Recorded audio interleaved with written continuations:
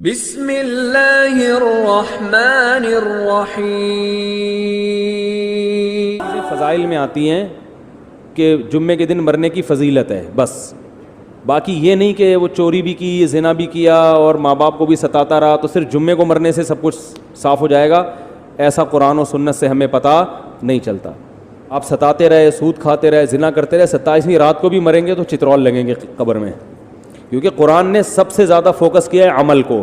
اگر صرف جمعہ ہفتے سے کام چل جاتا تو یہ پیغمبروں نے جو اتنی تکلیفیں اٹھائی ہیں یہ نہ اٹھاتے، بس پیغمبر دنیا سے یہ کہہ کے چلے جاتے تمام حضرات کوشش کریں جمعے کو مریں، وہ بس یتیموں کے حقوق اور یتیم کا مال جو کھاتے ہیں آگ کے انگارے کھا رہے ہیں، اور زنا پر جو سزائیں رجم کی اور کوڑے لگنے کی اور آگ کی وعیدیں اور ماں باپ کو ستانے والے کی بخشش نہیں ہوگی، وہ عورت جو شوہر کی ناشکری ہو، یہ سب ختم ہو جاتی نا۔ جیسے حدیث میں آتا نا کلونجی میں ہر بیماری کی شفا ہے، تو اس کا یہ مطلب نہیں ہے کہ اب ڈاکٹر کے پاس جانے کی ضرورت ہی نہیں ہے۔ اگر حدیث کا یہ مطلب ہوتا تو صحابہ کرام ہر گھر میں کلونجی رکھ لیتے، اور جب اسلامی حکومتیں قائم ہوئیں تو جو میڈیکل کالج کھلے ہیں اس زمانے میں وہ سارے آگ لگا کے بند کر دیتے، نہ کوئی حکیم ہوتا نہ ڈاکٹر ہوتا، بھائی ہر بیماری کے لیے کیا ہے؟ کلونجی۔ حدیث کا یہ مطلب نہیں ہے، حدیث کا مطلب ہے کلونجی میں شفا ہے، کیسے ہے، کتنی مقدار میں کھانی ہے، کس وقت کھانی ہے، کس نے کھانی ہے، یہ تفصیل تو میڈیکل سائنس بتائے گی۔ حدیث میں ایک اشارہ دے دیا، بھائی اس میں دوائیت کا عنصر ہے، بس۔ جب آپ شوگر کے مریض کو شہد پلاؤ گے تو شوگر کا لیول کیا ہو جائے گا؟ ہائی، اور اب وہ مر گیا تو لوگ آپ کو پکڑ رہے ہیں، بھائی تو شوگر تھی پہلے، تو نے اس کو شوگر اور بڑھا دی، آپ کے قرآن میں آتا ہے شہد میں شفا ہے، تم قرآن کا انکار کر رہے ہو، تم دائرہ اسلام سے خارج ہو، یہ دلیل صحیح ہوگی؟ اس کو یہ کہا جائے گا قرآن میں اللہ نے اشارہ دے دیا کہ اس میں شفا ہے۔ شوگر کے مریض کو کیسے شفا ملے گی، اس کے طریقے الگ ہیں، اور بہت سے طریقے تو ابھی دریافت ہی نہیں ہوئے نا۔ شوگر کے مریض کو ایسے تھوڑی کوئی ممکن ہے کسی دوا میں کھلا کے ملاؤ، اور یہ بھی ممکن ہے کہ شوگر کے مریض کی شفا کا مطلب یہ ہو کہ جو چینی سے بچ کے شہد کھائے گا تو شوگر کی بیماری کا حملہ کا خطرہ کم ہو جائے گا اس پہ، یہ بھی مطلب ہو سکتا ہے۔ اور کیا بات کیا چل رہی تھی؟ ہاں، تو جمعے کے دن مرنے میں فائدہ ہوتا ہے، بس اتنا ہمیں پتا ہے۔ پورا ہی بخشا جاتا ہے ایسا نہیں ہے بھائی، اللہ بخش دے تو الگ بات ہے۔ جیسے آپ کو ہارٹ اٹیک ہو چکا ہے، اب آپ صرف کلونجی کے چند دانے چبا دو گے تو اٹیک نہیں ہوگا، ایسا نہیں ہے بھائی، اب تو وہ دوائیں بھی کھانی پڑیں گی، اور اس لیے کلونجی بھی کھائیں، اور پہلی بات تو یہ کہ ان تمام بڑی بڑی چیزوں سے احتیاط کریں۔ تو اسی طرح اصل چیز ہے گناہ۔ دیکھو زہر کلونجی میں شفا ہے، لیکن آپ نے کہا میں ایک چٹکی کلونجی کی بھی لوں گا، ایک چٹکی زہر کی بھی کھاؤں گا، کیونکہ زہر سے جو بیماری آئے گی کلونجی سے شفا مل جائے گی، یہ دلیل صحیح ہوگی؟ تو اسی طرح بھائی کلونجی میں شفا ہے بشرطے کہ زہر سے بچے، نقصان دہ چیزیں نہ کھائے، پھر شفا ہے۔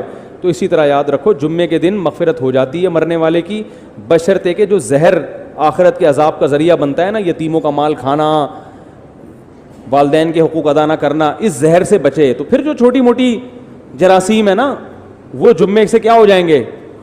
وہ معاف ہو جائیں گے۔ تو صغیرہ گناہ، چھوٹے موٹے جو گناہ ہوتے ہیں وہ لیلۃ القدر میں مرنے سے بھی معاف ہو جاتے ہیں، جمعے میں مرنے سے بھی معاف ہوتے ہیں۔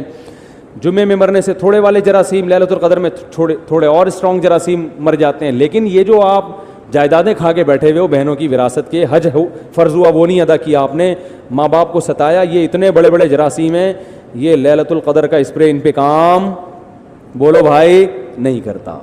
تو اس کے لیے اللہ نے قرآن میں جو توبہ کا طریقہ بتایا ہے اور حقوق العباد ہیں تو وہ واپس کرنے پڑیں گے، وہی طریقہ ہے۔ بعض لوگ بہت غلو کرتے ہیں، جو بھی لیلۃ القدر میں مر گیا بس وہ ڈائریکٹ جنت میں، ایسا نہیں ہے۔ اور یاد رکھو جو کبیرہ گناہ کا مرتکب ہو کھلے عام، تو شریعت نے اس کو فیور کرنے کی اجازت نہیں دی ہے۔ اسی طرح کوئی بڑا گناہ گار ہو کھلے عام ہو، چھپ کے گناہ کرنے والے کو تو حکم ہے شریعت میں پردہ ڈالو، چھپاؤ، کیسے ہی بڑا ہو، کھلے عام جرم کر رہا ہے، تو پھر اسلام میں حکم یہ ہے کہ اس کو جنت میں پہنچانے کی کوشش بولو مت کرو۔ کھلے عام زانی ہے، ڈاکو ہے، لاکھوں لوگوں کی جان لے لی اور مر گیا 27ویں رات کو، اب آپ کہہ رہے ہیں جنت میں جائے گا، یہ اس کا مطلب آپ لوگوں کے جذبات سے کھیل رہے ہیں۔ آپ یہ نہ کہیں کہ جہنم میں جائے گا، کیونکہ یہ تو اللہ ہی کو پتہ ہے کہاں جائے گا، لیکن کم از کم یہ بھی نہ کہیں کہ جنت میں جائے گا۔ اگر برے الفاظ سے یاد نہیں کریں تو اچھے الفاظ سے بھی یاد نہ کریں۔ سمجھ رہے ہو کہ نہیں سمجھ رہے؟ وہ گورباچوف تھا نا جس نے افغانیوں کا خون کیا تھا، 16 لاکھ افغانی قتل کر دیے تھے اس نے رشیا کی جنگ میں، ارے جب روس افغانستان کی جنگ ہوئی ہے تو 16 لاکھ افغانیوں کا, یہ تو آن دا ریکارڈ ہے, باقی لاکھوں اس کے علاوہ ہیں جن کا کوئی ریکارڈ ہی نہیں ہے, افغانستان کو کھنڈر بنا دیا. تو ایک صاحب گورباچوف پہ ترس کھا رہے تھے کہ اللہ کرے مسلمان ہو جائے, قیامت کے دن میں اس کی بخشش کرواؤں گا. تو ایک پٹھان بیٹھا ہوا تھا, اس نے کہا گورباچوف ملے تو صحیح قیامت کے دن, دیکھتا ہوں اس کو. واقعی صحیح کہہ رہا تھا. او بھائی 16 لاکھ انسان مار دیے, لاکھوں عورتوں کی عزتیں تباہ ہو گئیں, قیامت میں ملے تو صحیح, دنیا میں تو کچھ نہیں کر سکتے, قیامت میں بھی چھوڑ دیں. واہ بھائی واہ, تو نہیں چھوڑیں گے, ملے گا چھوڑیں گے آپ لوگ؟ گورباچوف قیامت کے دن کہیں چھاؤں میں آ جائے بس, بولو تو ذرا سائڈ پہ آ. اور بعض خطیموں کی عادت یہ ہوتی ہے کہ وہ اللہ کی رحمت کو ایسا بنا کے پیش کرتے ہیں کہ بس سب کی بخشش ہو ہی جائے گی, اور رمضان میں تو ویسے ہی بخشا جائیں گے. جمعے کو مر گئے تو بخش گئے, رمضان میں مر گئے تو پھر تو بخشش پہ مہر لگ گئی. اور اگر رمضان میں 27ویں رات کو مر گئے تو بے شک چرس پی کے مرے ہوں, پھر بھی کہاں جائیں گے؟ جنت میں جائیں گے. گانا گا کے مرے ہوں یا چرس پی کے مرے ہوں یا کسی کی جیب کاٹتے ہوئے مر گئے, جانا سیدھا کہاں ہے؟ جنت میں. یہ بھی غلط ہے. اس میں جو اعتدال کی بات ہے وہ وہی بات ہے جو اللہ نے بتائی ہے. 3 طبقوں کو غلط قرار دے دیا اس میں اللہ نے. وہ طبقے جو ہر وقت اللہ کی رحمت ہی کو بیان کرتے ہیں اور لوگوں کو یعنی بے خوف کر دیتے ہیں کہ بس سب کی مغفرت ہونی ہے, رمضان میں مر گئے چرس پی کے مر جاؤ, کچھ بھی کر کے مر جاؤ, یتیم کا مال کھا لو, بہنے کی وراثت دبا کے بیٹھے ہوئے ہو, حج پہ کر جاؤ گے سب معاف ہو جائے گا, اور جناب مہر کھا گئے, اور جناب وہ ابا سے بھی تمیز سے بات نہیں کر رہا, اماں سے بھی تمیز سے, گانے بھی گا رہے ہیں, اور پتہ نہیں کیا کیا ہو رہا ہے. بس اللہ بڑا غفور رحیم ہے, یہ تسبیح پڑھ لو وہ تسبیح پڑھ لو اور اللہ تو معاف کر دے گا, سب کچھ معاف کر دے گا, بس حقوق العباد معاف نہیں کرے گا. بعض لوگوں نے یہ کہا کہ کیوں بھائی حقوق العباد, حقوق اللہ بھی اللہ نے کہا کہ میں معاف نہیں کروں گا جب تک پکی توبہ نہیں ہوگی اور آئندہ نہ کرنے کا عزم نہیں ہوگا. ہاں حقوق العباد میں یہ ہے کہ صرف اللہ سے توبہ ضروری نہیں ہے, مخلوق سے معافی بھی ضروری, لیکن دونوں کا مسئلہ برابر ہے. حقوق اللہ بھی معاف نہیں ہوتے جب تک پکی توبہ نہ ہو.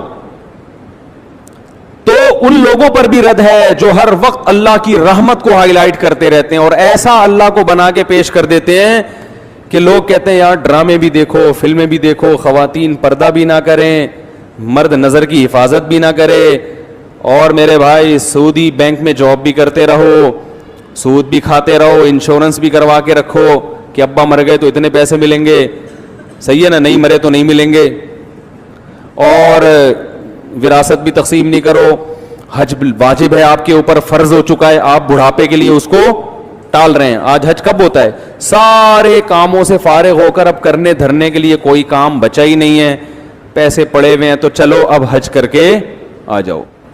ہمارے حضرت فرما رہے تھے ایک دفعہ بیان میں کہ لوگ رمضان میں یہ تو بتاتے ہیں کہ بخشش ہوگی بخشش ہوگی, روزہ رکھا تراویح رکھی, بخشش پکی بخشش ہے, 30واں عشرہ جہنم سے خلاصی, 27ویں رات میں تو جنت ہی جنت کا. یہ بھی تو حدیث میں آتا ہے کہ جو روزہ رکھ کے بھی جھوٹ نہ چھوڑے اس کو بھوک اور پیاس کے علاوہ کچھ بھی حاصل, اور جو تہجد پڑھ کے بھی برائی نہ چھوڑے اس کو رات کو جاگنے کے علاوہ کچھ بھی حاصل. یہ بھی تو حدیثیں ہیں. تو ایک طرف اللہ کی رحمت میں اتنا غلو کرایا جاتا ہے کہ لوگ گناہوں پہ جری ہونے لگتے ہیں, یار سب حلال ہے, سب کرتے رہو, بس یہ کر لیں گے, یوں کر لیں گے, ایک مسجد کے ڈبے میں چندہ ڈال دیں گے 5 روپے, اور وائپر والے کو 5 روپے پکڑا دیں گے, شیشہ بھی صاف ہو جائے گا اور صدقہ بھی ہو جائے گا. عیدی سینٹر میں ایک بکرا دے دیں گے, اور یہ بھی جب دیتے ہیں جب اپنا کوئی مریض بیمار ہوتا ہے. 2 انتہائیں ہیں. تو اس میں اعتدال کا راستہ کیا ہے بھائی؟ اللہ کی ذات کے دونوں پہلو ہیں, عذاب بھی ہے اور رحمت بھی ہے, لیکن یہ بالکل برابر نہیں ہے. رحمت والا پہلو عذاب والے پہلو پر غالب ہے. تبھی اللہ نے رحمت کو ہائی لائٹ کیا, میں غفور بھی اور میں رحیم بھی, لیکن عذاب کے بارے میں فرمایا میرا جھانپڑ بہت سخت ہے, یعنی میں ایسا ہوں نہیں لیکن مجھے مجبور نہ کرو, اگر میری نافرمانی کی تو میں عذاب بھی دے دوں گا. تو رحمت غالب کیسے ہے؟ ایسے غالب ہے کہ نیکی کا ثواب بہرحال ملتا ہے اور وہ بہت کم ضائع ہوتی ہے, بہت اس میں ضائع ہونے کا آپشن کم ہے، جبکہ گناہ کا عذاب لازمی نہیں ملتا، اس میں توبہ کا دروازہ کھلا ہوا ہے. توبہ کر لو گے تو معاف ہو جائے گا، توبہ نہیں کرو گے تو پھر اللہ کا کوڑا بہت سخت ہے. فرمائے ان ربک لبالمرصاد، تمہارا رب گھات میں بیٹھا ہوا ہے نافرمانوں کو پکڑنے کے لیے. ایک ایک چیز نوٹ کر رہا ہے، ایک ایک چیز دیکھ رہا ہے. اللہ تعالی ہمیں اپنے عذاب سے بچائے. تو بھائی یہ جو گناہ ہیں ہمارے معاشرے میں، ان کو چھوڑ دینے میں ہی خیر ہے. ہمت کر کے چھوڑ دیں، پھر اللہ کی رحمت ہے. اور ایسی رحمت ہوتی ہے تتنزل علیہم الملائکہ. اللہ فرماتے ہیں تم گناہ چھوڑو گے نا تو تمہیں جو ٹینشن ہوگی نا، اس ٹینشن کو ختم کرنے کے لیے میری طرف سے تمہارے دل پہ فرشتے نازل ہوں گے. شکرا یا ربی شکرا